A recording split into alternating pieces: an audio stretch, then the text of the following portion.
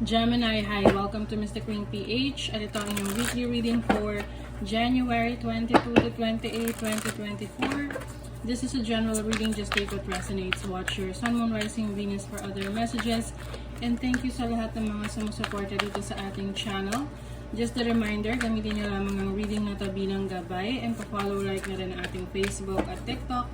Lahat po yan, MystiQueen PH. And please check out my Shopee. Available ang mga protection and prosperity items, bracelets, zodiac sign bracelets, and many more. Link on the description. Okay, Gemini, let's see your energies for this week. For Gemini. Message in a bottle. Maaring meron kayong matatanggap na importanteng message this week, lalo na kung ito ay galing abroad. Overseas. Ayan, kung meron kayong ka-LDR, or this can also mean pwedeng sa business, or may hinihintay kang message from someone sa abroad. Chop wood, ayan. So some of you, meron kayong mga aayusin or pag-aaralan ng mga bagong skills. Oo. So yung iba, maaring kaya meron kayong hinihintay rin na message abroad is because meron kayong ina-applyan. You have regeneration. Some of you, meron kayong pinaghahandaan na babalikan na opportunity na na-miss out nyo nung nakaraan. Ay, iba, pwedeng magte-take ng board exam or nagpe-prepare sa pag-take ng mga board exam, bar exam, licensure exam. Oo, for some of you. So, yung iba naman, meron kayong bubuhayin na naudlot or naunsyaming pangarap, proyekto, or even relationships, no, para sa iba sa inyo. Maaaring meron mag-e-effort dito na makipag-ayos sa inyo. Can be someone, pwedeng romantic, pwedeng friend, family, na nagkaroon kayo ng hidwaan, no, challenge before. And possible na ito ay magre-reach out sa'yo para makipag-usap, makipag-ayos. So, your energy is the Justice card. Yeah.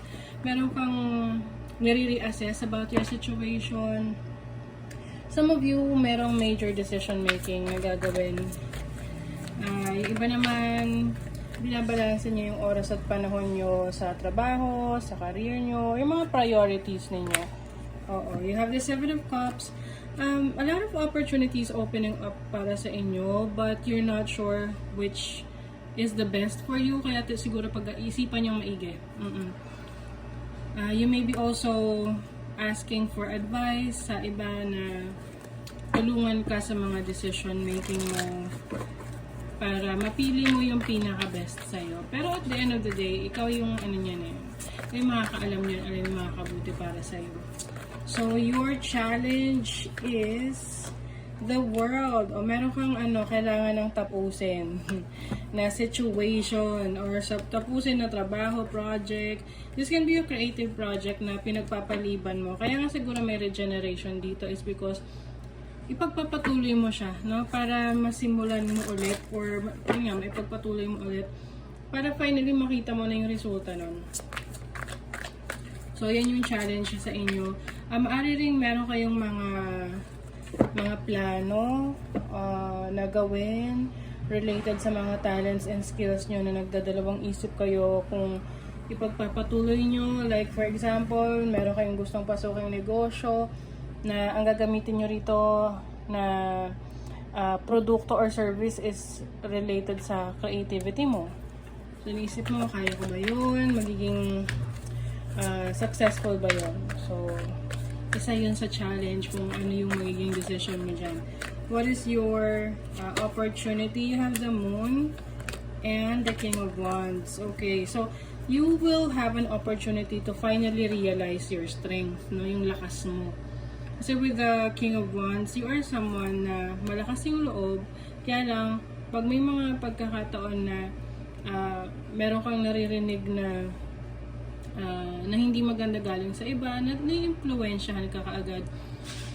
Pwedeng yun yung nagiging dahilan para mag-back out ka or hindi mo ipagpatuloy yung mga plano mo. But I see you having this opportunity to finally make it happen. Ito yung mga iniwasan mo, kumbaga hindi mo na tinuloy. Pero ngayon, ang opportunity mo is maituloy mo yung nasimulan mo because you know that this is the best time. Minsan kasi timing is also essential sa success natin. Minsan, meron tayong, kumbaga enough naman yung knowledge, skills natin, pero wala lang siya sa timing nung ginawa natin yon. So, for some of you, this is the right time. Okay? So, your blessing, ano yung blessing for Gemini? You have the Three of Cups.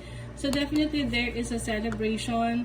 Meron kang achievement ngayon. Let's see kung ano tong achievement na to in what area. So, sa 8th house, this is about your investment. This is about yung mga in-effortan mo na business, trabaho, career. Yeah, with the Emperor here, meron sa inyong magse-celebrate because meron kayong i-assume na position sa trabaho, sa business. Yung iba, merong promotion sa trabaho or parang inawardan ka ng certain recognition sa trabaho or sa area ninyo. If you are a content creator, pwede rin itong naka-receive ka ng award from YouTube or merong milestone ka na isi-celebrate sa channel mo or sa career mo as a content creator. Yes, so congratulations sa inyo, Gemini. So let's see what else for Gemini. Wow, happiness and well-being. Ayan o, the sun. So masaya kayo ngayon because of the celebration. Mga nakuha na-achieve nyo ng mga goals. O may temptation daw sa tabi-tabi. So, maging mapanuri sa temptation na yan. Wow! May success talaga for you, Gemini. Yung mga pinagpaguran nyo, in-effortan nyo, rewarding naman siya. It's all worth it. Okay? You also have bridge. Ayan. Successfully overcoming a problem. So, kung kayo ay nagkaroon ng mga challenging situations in the past, eto na. Meron na kayong solusyon. Maaari ring merong taong tutulong sa inyo na malagpasan yan. Someone is trying to come between you and a friend or something you want. So, ayan, may mga humahadlang pumipigil sa ibang mga gusto mong ma-achieve sa buhay, pero I think you are kaya ganun dahil successful kayo. So, syempre marami talagang will try to bring you down. But, don't let them bring you down. Okay? Because, there's always an opportunity for you. Meron ding windfall. So, pwedeng bigla ang pasok ng pera to. Or meron kang biglang, unexpected income ngayong week na to. O, diba? So, that is your reading, Gemini. Kung nagustuhan nyo ito, naka-resonate kayo, mag-comment kayo dyan, like, share, subscribe, para lagi kayong updated sa ating mga readings. Thank you so much, Gemini. See you again.